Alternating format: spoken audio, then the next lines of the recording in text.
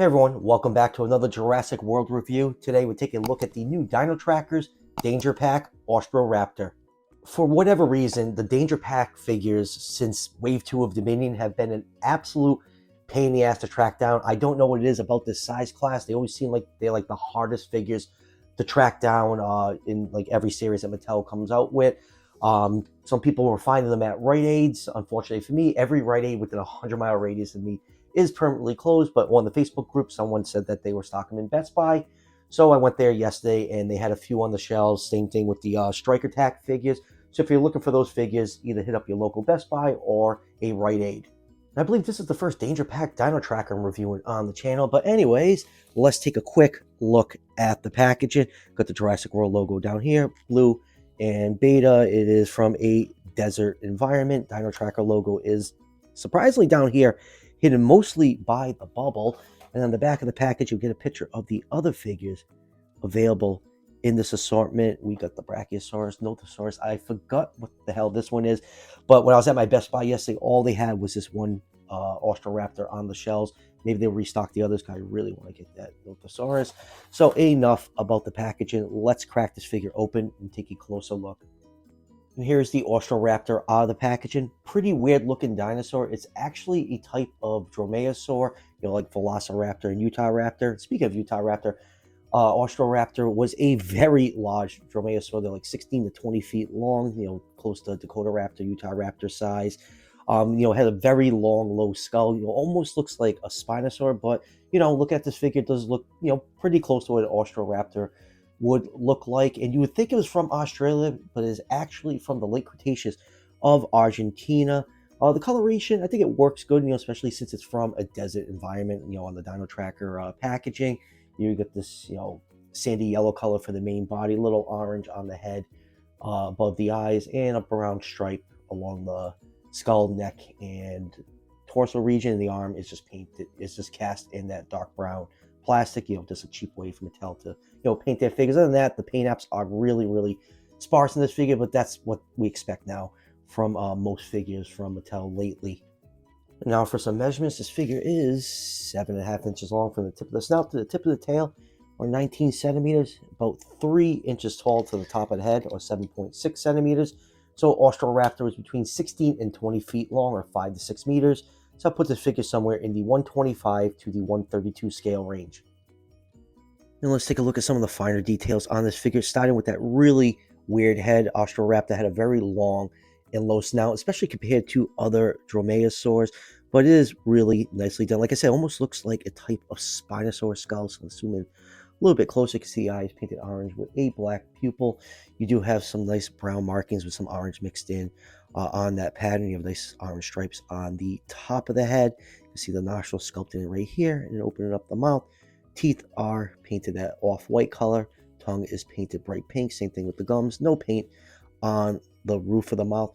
You do have some large scales right here going down the back of the neck. It'd be nice if they added feathers. There are feathers on the figure, but they are really, really sparse. You get more of that brown stripe going down to just about the hips. The arms are cast in brown plastic. The hand claws are not painted in. Pretty typical for every mainline Mattel figure. There's just a hint of feathers on the elbow right here, and then going down to the legs. Legs are nicely sculpted. A lot of nice detail on this figure. I have to say, Mattel figures always get better and better with detail, but it seems like their paint just gets worse and worse with every release. And then going down to the leg, you can see nice calf muscles. You got the sickle claw painted. You do have some brown flecks of paint of plastic mixed in with this yellow plastic. And then right here is your Dino Tracker scan code for those who want to scan it into the Fax app. And then going down to the tail, it just ends in a little bit of a curve. So all in all, a decent looking figure. And for articulation, mouth can close completely flush. It can open up really, really wide. You do have a joint at the head for up and down movement, and it can rotate 360 degrees. I just wish they'd just give it like a dedicated ball joint just so you can get some more fluid movement out of them. Arms can move forwards and backwards, hind legs back, forwards and backwards, and the completely useless tail joint. So yeah, articulation is pretty basic on this figure. Now for comparisons, here it is with the Hammond Collection Dr. Alan Grant. And next up, let's do a couple Raptors. Here is the Hammond Collection JP1 Raptor. And here it is with the Hammond Collection JP3 Raptor. And next up, let's do another South American dinosaur. Here it is with Carnotaurus.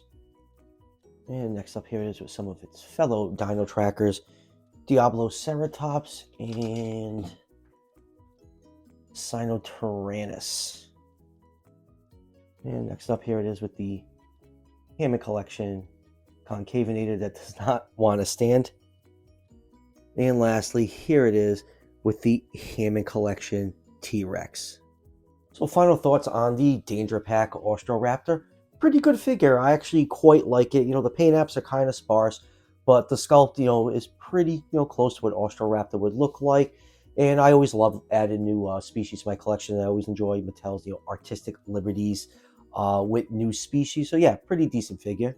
And like I said at the beginning of the review, the new Danger Packs and the Strike Attack figures are being found at Best Buy and Rite Aid. So if you're trying to hunt these down, those are the two stores that you're probably going to have the best luck at. I have no idea when Walmart and Target are going to get their crap together and actually start stocking the newer stuff. It's just the shelves are still clogged with Dominion, and I still keep seeing like Wave 1 and Wave 2 Dominion figures all over the place at both those stores. I guess whenever they get rid of that stuff, we'll start seeing more new stuff popping up. But whatever, at least we have a couple options to hunt these figures down. So that will do it for the review. I got the new Strike Attack Dilophosaurus and Herrerasaurus review. I got a few new collective figures. I got a bunch of reviews I need to catch up on the channel. I'm going to try to pump out most of them this week, so stay tuned for all that. And as always, if you're enjoying the content on this channel, show your support by hitting that subscription button just below the video. Each subscription helps out the channel tremendously and is greatly appreciated. And I'll see you guys for the next one.